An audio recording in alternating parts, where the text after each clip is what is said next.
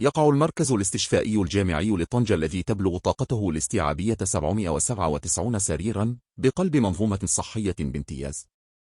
حيث تم إنجازه على قطعة أرضية تبلغ مساحتها 23 هكتارا بمحاذاة المعهد العالي لمهن التمريضية وتقنيات الصحة وكلية الطب والصيدلة.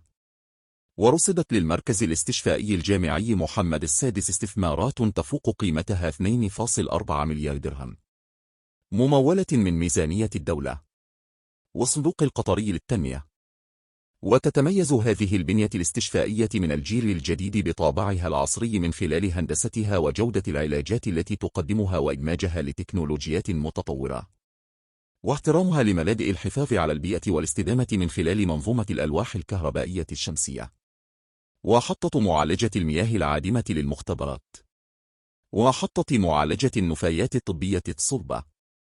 وسيؤمن المركز الاستشفائي الجامعي مهام العلاجات والتكوين والبحث العلمي والابتكار والتطوير والصحة العمومية. لهذا الغرض يشتمل على مستشفى التخصصات 586 سرير،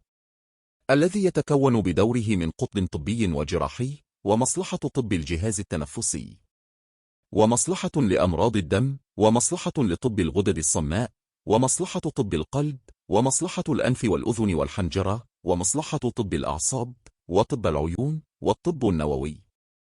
إلى جانب قطب طب المستعجلات والإنعاش، ووحدة العلاجات المركزة لمرضى القلب، مصرع الجراحة التقويمية وعلاج الحروق الكبرى، ومختبرات لعلم الأحياء الدقيقة والجراثيم والكيمياء الحيوية والطباعة ثلاثية الأبعاد. ويتوفر المركز أيضا على جناح مركزي للعمليات الجراحية مجهز بمعدات وتجهيزات من الجيل الجديد، كما يحتوي على صيدلية استشفائية مركزية يعتمد تدبيرها على نظام معلوماتي مندمج، بالإضافة إلى فضاءات للتنشيط العلمي البيداغوجي والتكوين،